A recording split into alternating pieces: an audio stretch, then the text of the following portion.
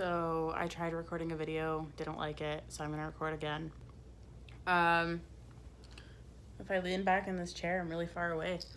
Anyway, uh, so I wanted to talk about finding new gods and goddesses. I know I've kind of talked about changes in beliefs, changes in faith, and how it's okay for that to happen. And lately I've noticed that I've kind of been a little burnt out, a little lost. Hi, kitty cat. Hello. In what I've believed, what I've, my practice, it's all been kind of blah.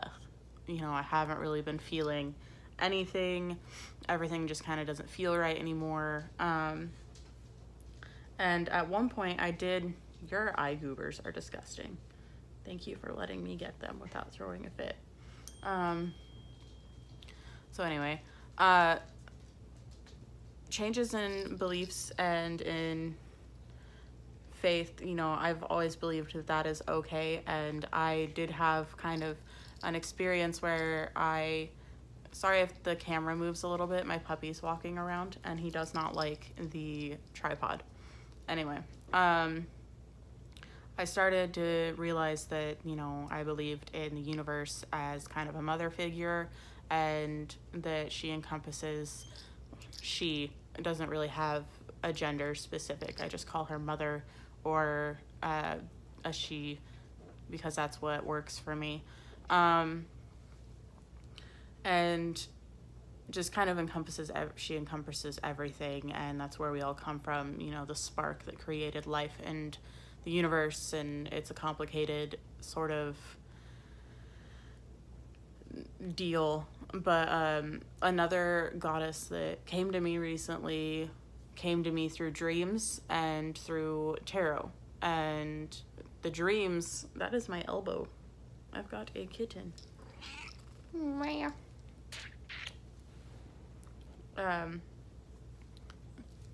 Got cat hair all over my face now. The dreams were, thank you so much for sticking that in my face, mostly of water, lots and lots of water. And usually in dreams of water, I am very scared, very freaked out, because in the mundane world, I do have a massive fear of bodies of water. But in the dreams, it was very almost comforting, and it felt a lot different than in my normal dreams about water. And at first, I thought it was just, the typical, dealing with emotions, that sort of thing, which in part it is. But yes, kitty cat, thank you so much for your loves. But in another part, it got so frequent, and with tarot, I kept drawing the Queen of Cups, and it got so frequent. And even with meditating with the Queen of Cups and doing all of that work, I wasn't achieving the goal or what felt right for me. It just didn't seem, it just didn't click yet. So I decided to look up just a list of water deities. And since it was the Queen of Cups, I went with the female water deities. And I stumbled upon, of course, Norse mythology, which is something that I've been back and forth with for a while. Obviously, Odin is kind of always with me, and I have some Celtic beliefs as well. But in Norse mythology, the goddess of the ocean is Ran, and just reading through it, the list, I read her name and just something kind of clicked. It wasn't anything, extravagant. It wasn't anything sort of, suddenly the world started spinning and I had a vision or anything like that. It was just okay, I feel connected to this name. So, big truck going by.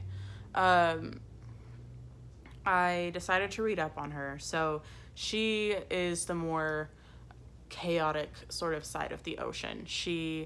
Uh,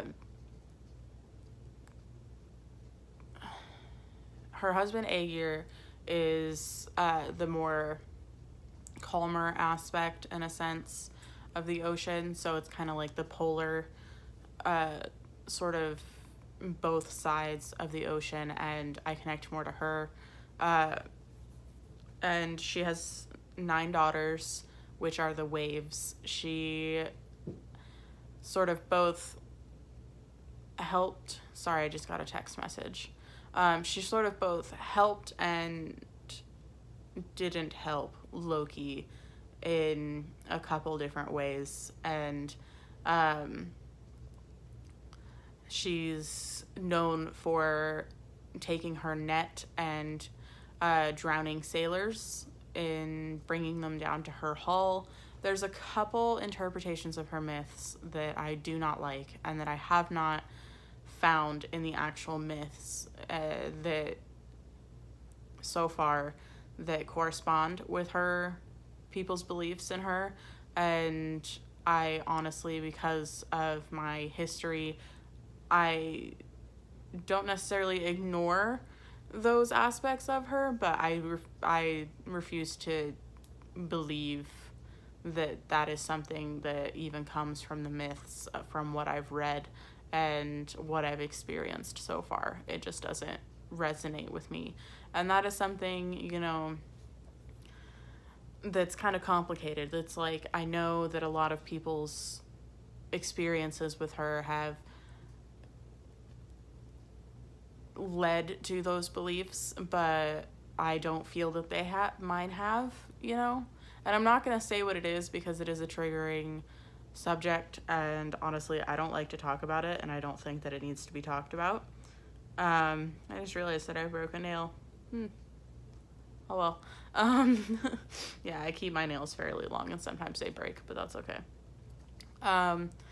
Yeah, so as with every deity, you know, you're going to stumble across people's UPGs, which are, I can't remember and it's basically a personal gnosis. It's universal personal gnosis or something like that. I just note that it's basically based on people's experiences and not on myths. And I know the myths are not always considered accurate because, you know, it was written down by Christian monks, and it was a primarily oral tradition anyways. So, you know, there's not a whole lot that we know other than what was written down. And a lot of what was written down isn't always true because, you know, we don't actually know what those people believed, because I mean that was like 1,000 or more years ago. So yeah, pretty much I'm basing my views on Ran off of what I'm experiencing. And while yes, she is a very chaotic deity, I don't see it as necessarily like a bad thing. It's more of a, you know, sometimes you need to embrace the chaos and just kind of let it flow.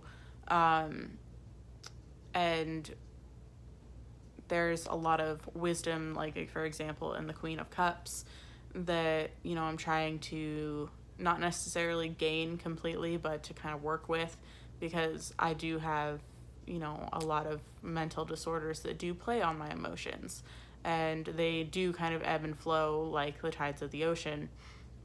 1 minute I'll be totally fine, the next minute, you know, I am either manic or depressed. And, you know, that is something that, you know, medication and a lot of, you know, personal work, like shadow work and stuff, that I'm, you know, trying to deal with that stuff. And I feel like the goddess Ran has been sort of helping me with that. And I know it's still a new relationship, so we're still getting to kind of know each other. We're still forming that relationship and stuff. But yeah. So that's kind of, you know, the experience that I'm going through right now, and I'm still learning, still meditating, and still letting things come together, so to speak, sort of deal. It's like having a new friendship. You know, you want to get to know that person, so you text back and forth and you talk, and as time goes on, you share more and more, and over time you do become closer, and maybe you become like best friends or something more than that. And I would like, you know, for, oh my goodness, it to become, you know, more of a closer relationship, but I'm going to let it kind of happen as it happens, and I'm not going to do like a dedication right away or anything like that, because I think, you know, it does take time to get to know and see if you're going to work together, or if you're going to clash too much or just end up fading, and maybe it's just a passing sort of I'll help you for now, and then, you know, after I help you with this, you don't really need me anymore type of thing. Yeah, and to me, like, to touch on dedication, the typical dedication where it's like you are with this person for, or deity, sorry, for life sort of deal isn't exactly how I view dedication. So when I say I'm not dedicating myself, I'm not saying right off the bat that I'm going to be with this deity for life. It's more, I'm going to dedicate myself and form a commitment to learning about her, and getting to know how this deity sort of works and stuff like that. So yeah, I'm gonna go for now because this video is kind of starting to go on, and I'm just gonna start repeating stuff and rambling like more than I usually do. That, and my husband is on his way home and we've got stuff to do. So yeah, that's about it. Bye guys.